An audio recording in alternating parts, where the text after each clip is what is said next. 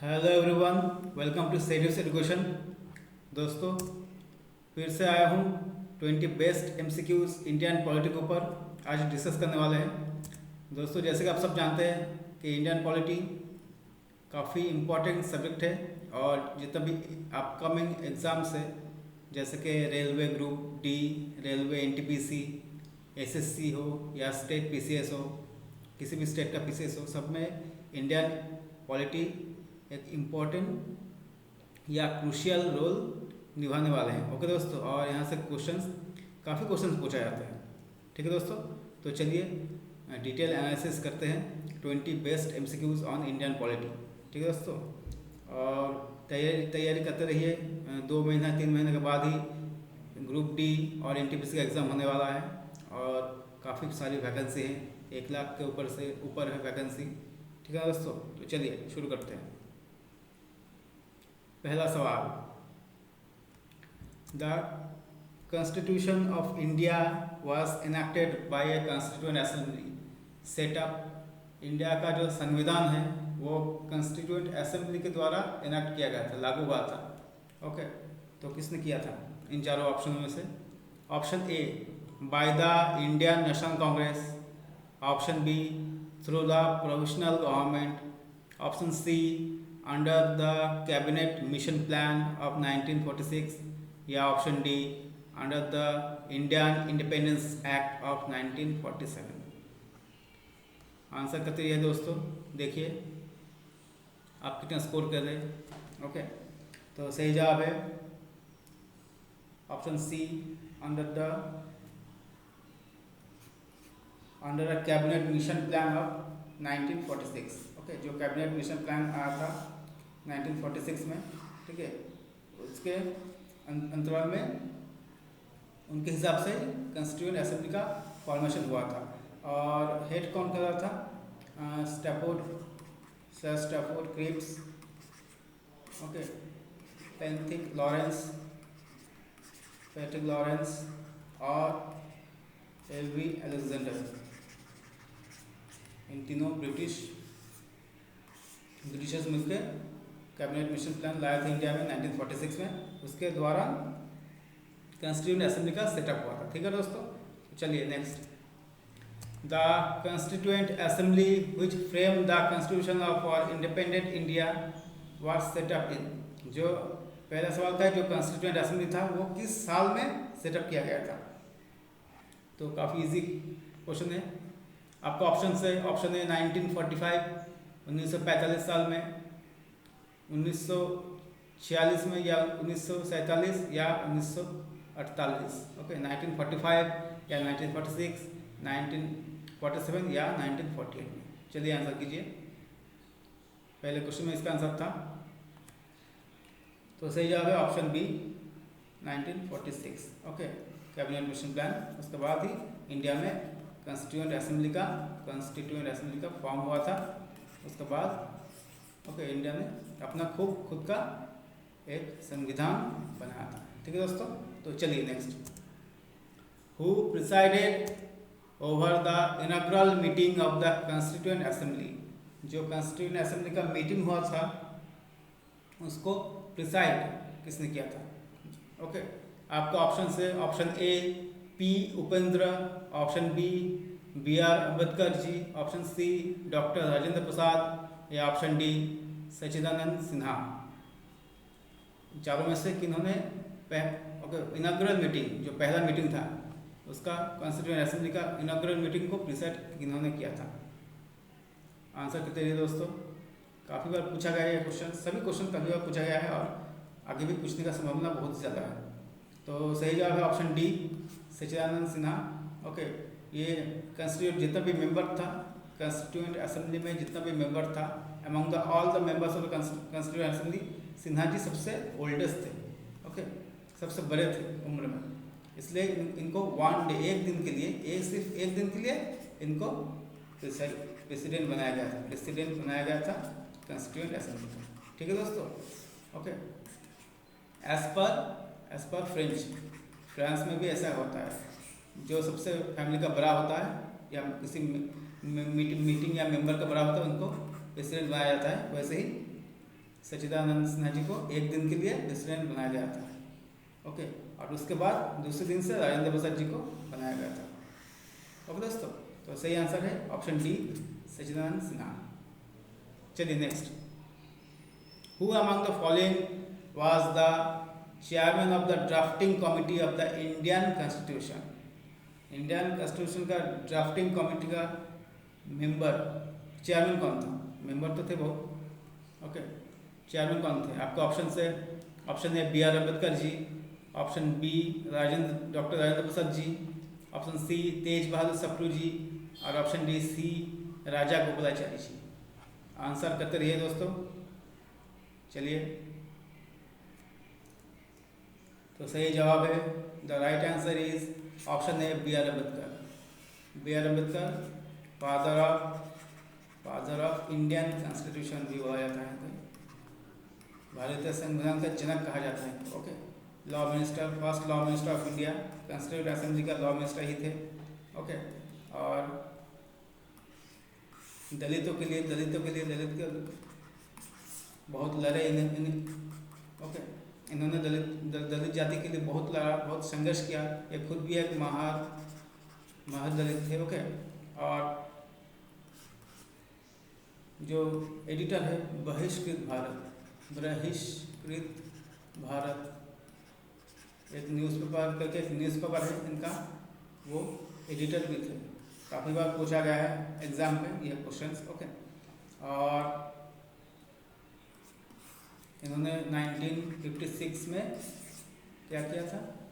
Hinduism को छोड़ दिया था। जैसे कि वो दलित थे, इसलिए हिंदुज़म को छोड़कर बुद्धिज़्म को अपनाया। ओके, उसके बाद ही दिसंबर में 1956 में ही उनका देहांत हो गया। तो चलिए, he is a great person. चलिए next, how long did the constituent assembly take final pass the constitution. Finally constitution को पास करने के लिए, बनने के लिए कॉन्स्टिट्यूएंट असेंबली ने कितना समय लगाया था? ओके, आपका ऑप्शन है अबाउट 6 मंथ्स इन 1949, 1949 साल में 6 महीना, अबाउट 3 years सिंस December 9, 1946, 3 साल, लगभग 3 साल, अबाउट 2 years 2 साल, और exactly a year since November 26, 1948, या सिर्फ 1 साल। ओके, 6 महीना, 3 साल, 2 साल या 1 साल, कितना दिन लगा था कॉन्स्टिट्यूएंट असेंबली को फाइनली संविधान को पास करने में? ओके, भारत का संविधान को। चलिए आंसर कीजिए। तो सही जवाब है दोस्तों ऑप्शन बी, 3 years, 2 महीना, 2 साल, 11 month, 11 महीना और 18 दिन। Okay, 2 years, 11 months and 18 days is the exact or was the exact time। और 26 नवंबर को 1949 को कंप्लीट हो गया था। शुरू हुआ था 9 दिसंबर 1946 को। ओके, उसके बाद 26 नवंबर 1949 को ख़त्म हो गया, ड्राफ्ट हो गया, भारत का संविधान ड्राफ्ट हो गया। ठीक है दोस्तों, और उसके बाद 26 जनवरी 1950 को कॉन्स्टिट्यूशन को इनैक्ट कर दिया, लागू किया गया। 26 नवंबर को बनकर तैयारी हुआ, ठीक है, और 26 जन को लागू किया गया। इसलिए 26 जनवरी को हम लोग अपना रिपब्लिक डे मनाते हैं। ओके, और 26 जन को क्या कहा जाता है? Constitution day. 26 नवंबर को कहा जाता है कॉन्स्टिट्यूशन डे। ठीक है दोस्तों, चलिए next. The demand for the constituent assembly was put forward bye the Indian National Congress in 1936 at its which session. Congress का जो सेशन होता है, अधिवेशन होता है, हर साल होता था। तो 1936 का अधिवेशन में कहाँ का अधिवेशन में कॉन्स्टिट्यूएंट असेंबली का आइडिया आया था। ओके, उन लोगों को डिमांड किया था इंडिया का कॉन्स्टिट्यूएंट असेंबली होना चाहिए। ओके, कौन सा सेशन में? आपका ऑप्शन से, option A Kanpur, option B Bombay या ऑप्शन सी लखनऊ। चलिए दोस्तों आंसर कीजिए। तो सही जवाब है option C Lucknow.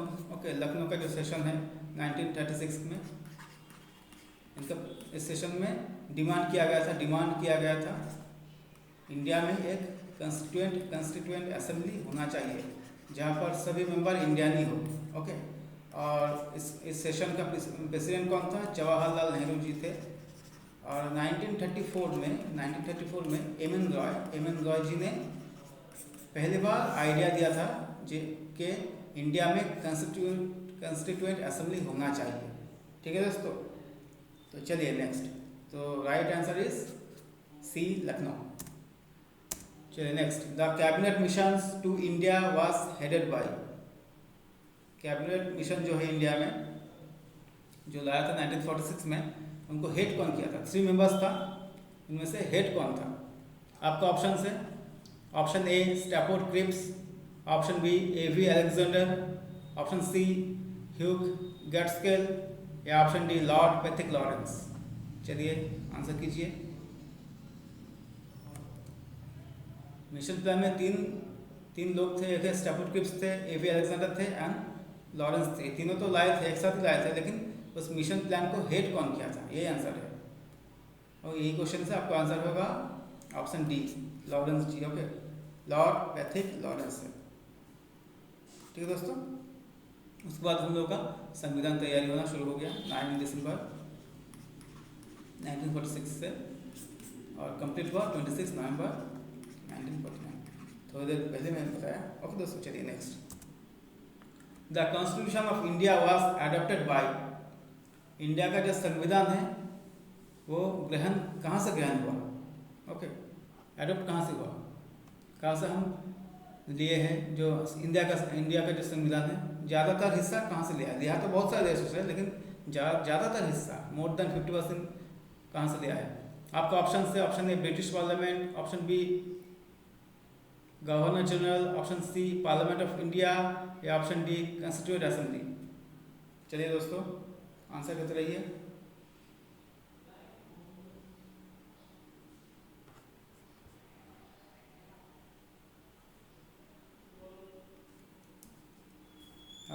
So answer is option D constituent assembly. Constituent assembly जो फॉर्म हुआ था 9 दिसंबर 1946 में, वहाँ से हम लोग हमारा इंडिया का कॉन्स्टिट्यूशन एडॉप्ट हुआ। ओके, तो पूछा जाता है और कन्फ्यूजन होता है ब्रिटिश पार्लियामेंट से। ब्रिटिश पार्लियामेंट से हम लिए हैं, ज़रूर लिया है, लेकिन एडॉप्ट हुआ है कंस्टिट्यूएंट असेंबली से। ओके, मोर देन 53% चीज़ें हम लोग 1935 1945 एक्ट से लिया है इंडिया का कॉन्स्टिट्यूशन, जो ब्रिटिश कॉन्स्टिट्यूशन के ऊपर, ब्रिटिश पार्लियामेंट के ऊपर आधारित थे। लेकिन जो कॉन्स्टिट्यूशन ऑफ इंडिया है वो कॉन्स्टिट्यूएंट असेंबली, इंडिया का जो कॉन्स्टिट्यूएंट असेंबली 1946 में आया था, headed by Lord Patrick Lawrence, वहाँ से लिए हैं। ठीक है दोस्तों, चलिए, काफ़ी कन्फ्यूजन होता है दोनों में से। चलिए next. The constituent assembly for undivided India first meet on. देखिए सेम क्वेश्चन है।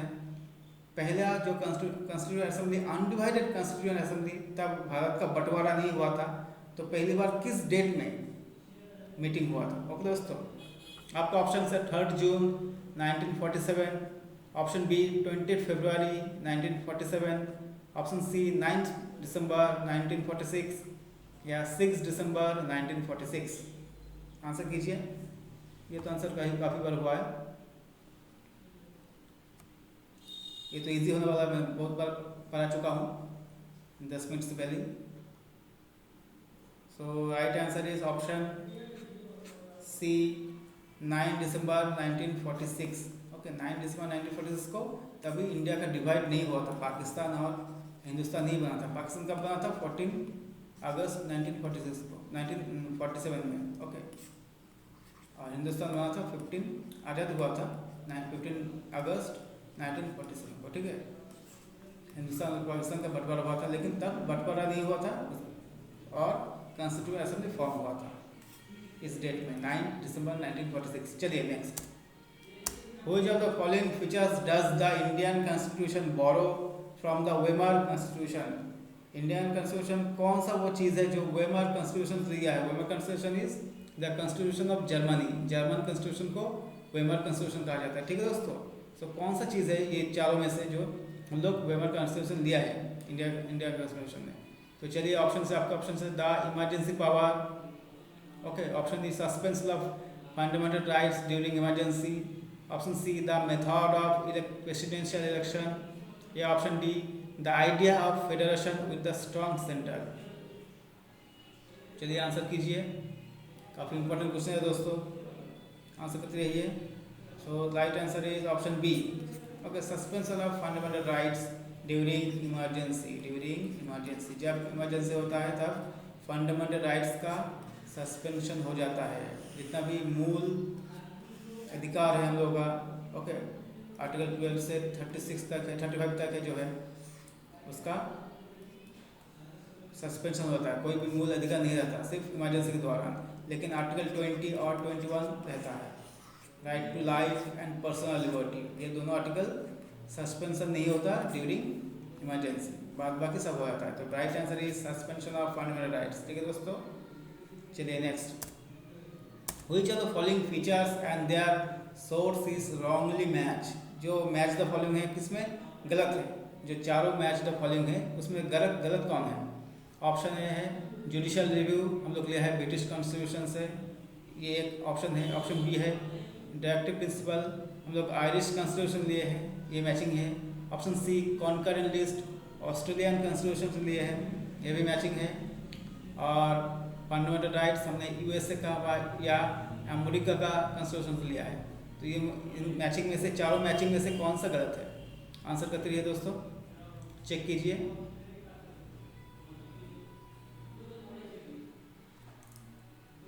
सो ऑप्शन ए ही गलत है, यही आंसर यही होगा, लेकिन ये गलत है क्योंकि जुडिशियल रिव्यू हमने कहाँ से लिया है?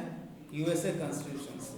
जितना भी जुडिशियल सुप्रीम कोर्ट का औधा सब अमेरिका का कॉन्स्टिट्यूशन से हम लोग फॉलो किए हैं। ओके, डीपीएसपी आयरिश कॉन्स्टिट्यूशन से फॉलो किए, ये भी ठीक है। कॉन्करेंट लिस्ट ऑस्ट्रेलियन कॉन्स्टिट्यूशन से हम लोग लिए हैं, ये भी ठीक है। और फंडामेंटल राइट्स यूएसए कॉन्स्टिट्यूशन से लिया है, ये भी ठीक है। लेकिन ये गलत है, जुडिशियल रिव्यू हम लोग ब्रिटिश कॉन्स्टिट्यूशन नहीं लिए हैं, हमने लिए है यूएसए से। तो ये जो गलत है, गलत ही यहाँ सही है। जब भी रॉन्गली मैच होगा, ये रॉन्ग होगा तभी ये राइट होगा। ठीक है ना, चलिए next. The Indian constitution closely follows the constitutional system of. India का जो कॉन्स्टिट्यूशन है, हम लोग किस देश का कॉन्स्टिट्यूशन को फॉलो करते हैं? चलिए ऑप्शन से, ऑप्शन ए यूके मतलब United Kingdom, option B USA, option C Russia, या ऑप्शन डी स्विट्जरलैंड। आंसर कीजिए दोस्तों। So right answer is UK. UK मतलब यूनाइटेड किंगडम, क्योंकि ब्रिटिश ने हम लोग के ऊपर 200 साल तक राज किया। तो जितने भी पार्लियामेंट्री मेथड है सब हम लोग ज़्यादातर 53% चीज़ से हम लोग ब्रिटिश से ही लिए हैं। ठीक है ना दोस्तों, तो राइट आंसर होगा यूके। ठीक है, चलिए next. Which of the following is the features common to both the Indian federation and the American federation. ये कौन सा है जो इंडियन में और अमेरिकन कॉन्स्टिट्यूशन में सेम है, कॉमन है, ओके, एक जैसा है? आपका ऑप्शन से, option A single citizenship, dual citizenship, option B, option C federal supreme court to interpret the constitution. पहला ऑप्शन है एक नागरिक, और ऑप्शन बी है डुअल, 2 टाइप ऑफ सिटीजनशिप, और ऑप्शन सी है federal supreme court to interpret the constitution. Answer कीजिए। तो सही जवाब है ऑप्शन सी, फेडरल सिस्टम। जैसे कि सुप्रीम कोर्ट इंडिया में है, वैसे ही फेडरल कोर्ट अमेरिका में है, और ये चीज़ हमने अमेरिका से लिए हैं, सुप्रीम कोर्ट का जो आइडिया है। ओके, तो सुप्रीम कोर्ट का जो पॉलिसी सेम है, इंडिया का और अमेरिका का सेम है। ठीक है ना। सिंगल सिटीजनशिप इंडिया का है, इंडिया का हम लोग सिंगल सिटीजनशिप है, लेकिन डुअल सिटीजनशिप है यूएसए में। ठीक है, ठीक है दोस्तों, चलिए next. The inspiration of liberty equality and fraternity was derived from. Liberty equality and fraternity कहाँ का रेवोल्यूशन से हम लोग लिए हैं। ओके चलिए ऑप्शन ए फ्रेंच रेवोल्यूशन, फारसी रेवोल्यूशन से।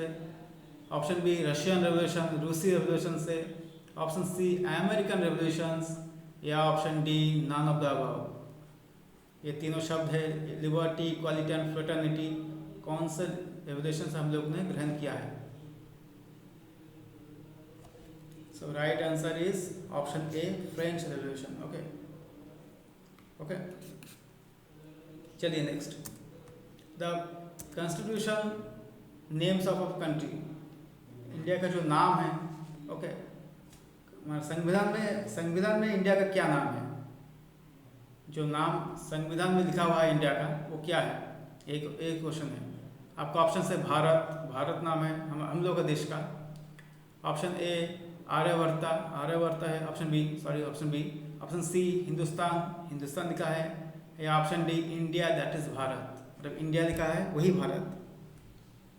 ये चारों में से कौन सा नाम इंडिया का संविधान में लिखा हुआ है।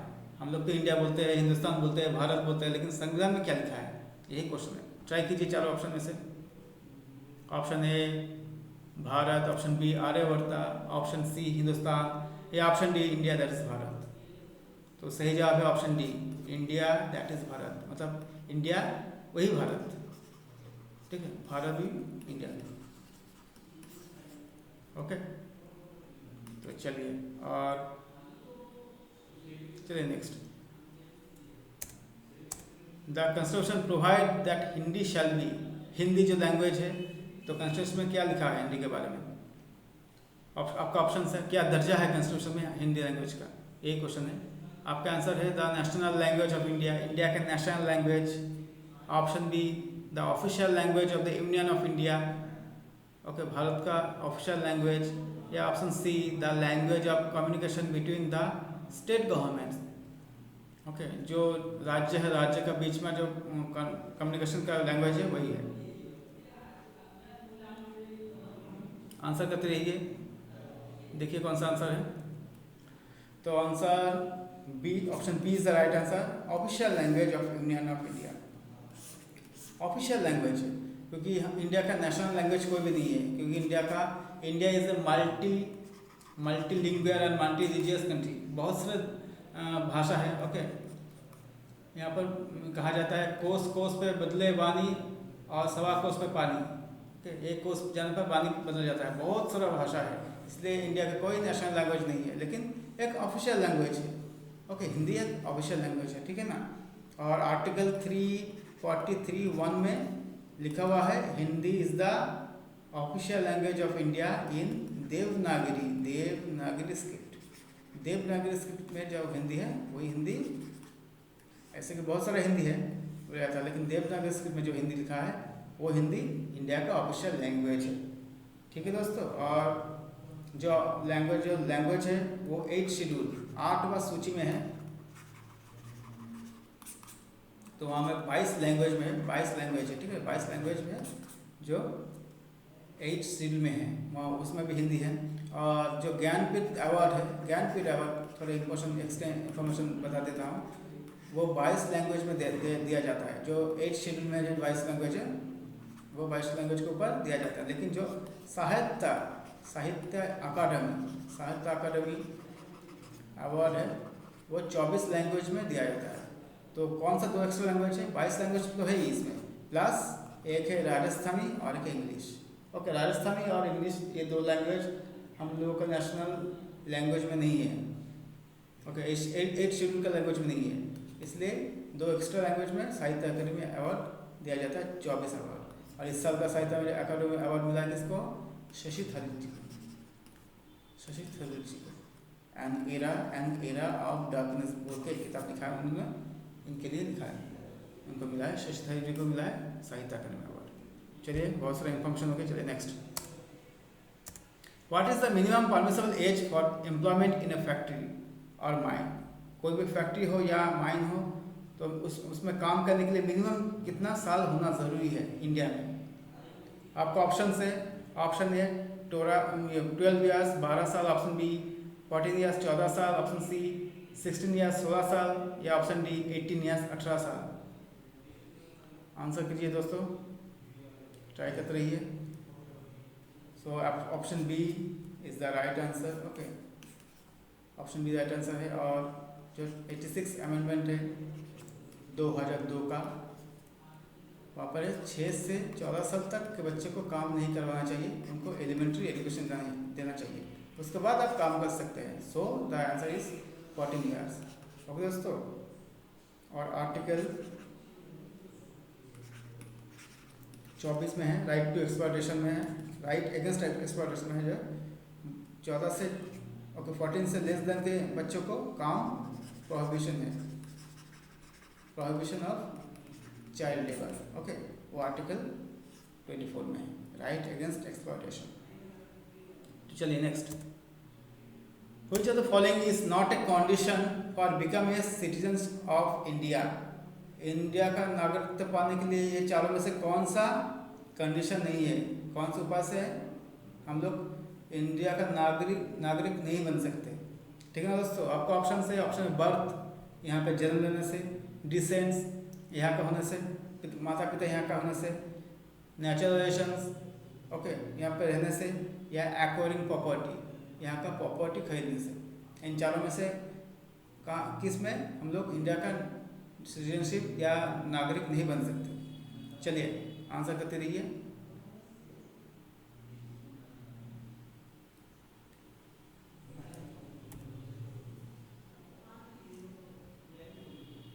आंसर कीजिए। आंसर होगा ऑप्शन डी होगा answer, option D. Okay, acquiring property, अगर कोई अमेरिकी इंडिया में प्रॉपर्टी खरीद लिया, फिर भी वो इंडिया का सिटीजनशिप नहीं बन सकता। ओके, इंडिया का नागरिक नहीं बन सकता।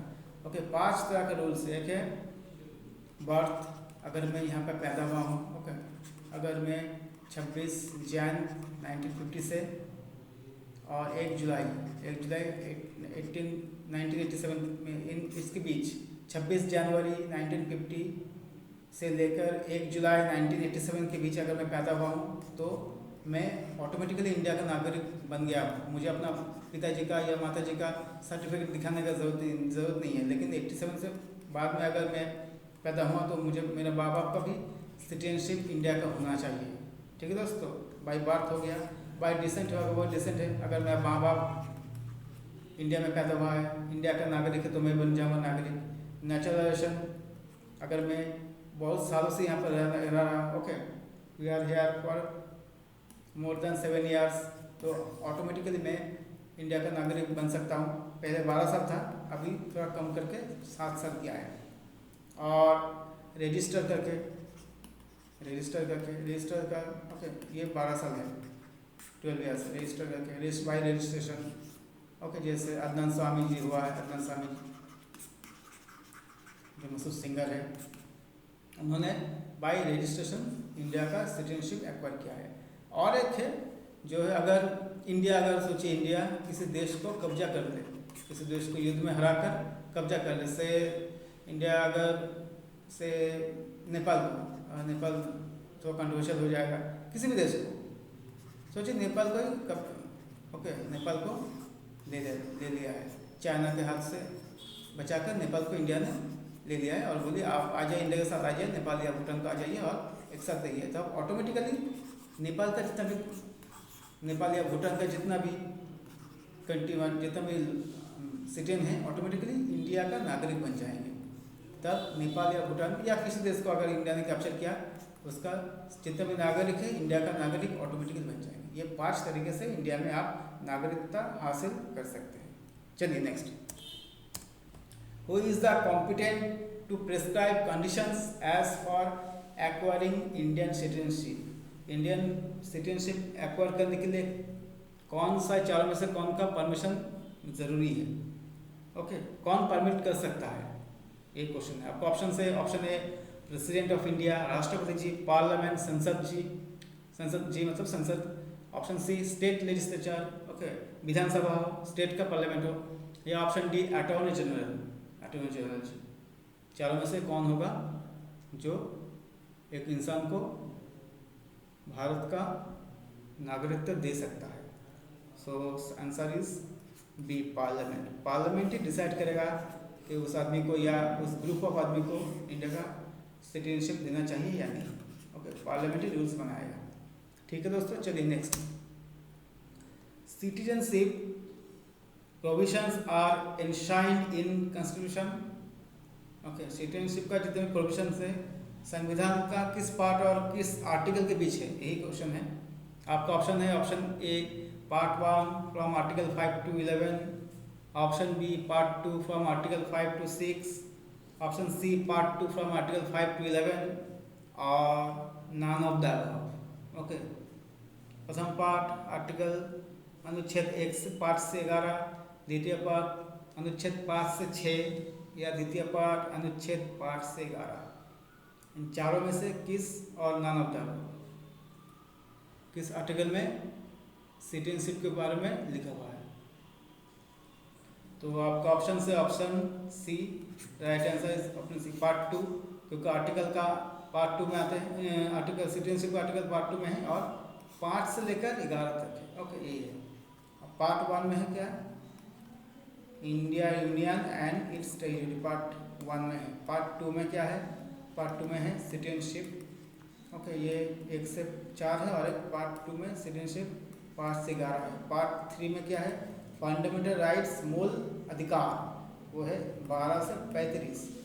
और पार्ट 4 में क्या है, पार्ट 4 में है 36 से 51 तक है DPSP।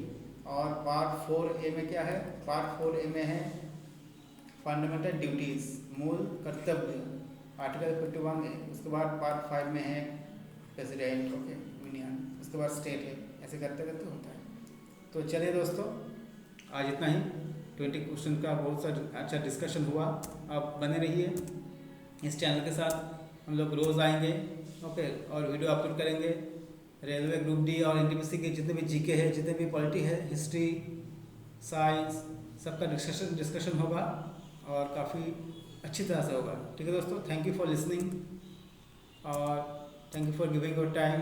चैनल को लाइक कीजिए, सब्सक्राइब कीजिए, शेयर कीजिए और बेल आइकन को दबाना मत भूलिए। Thank you all. जय हिंद।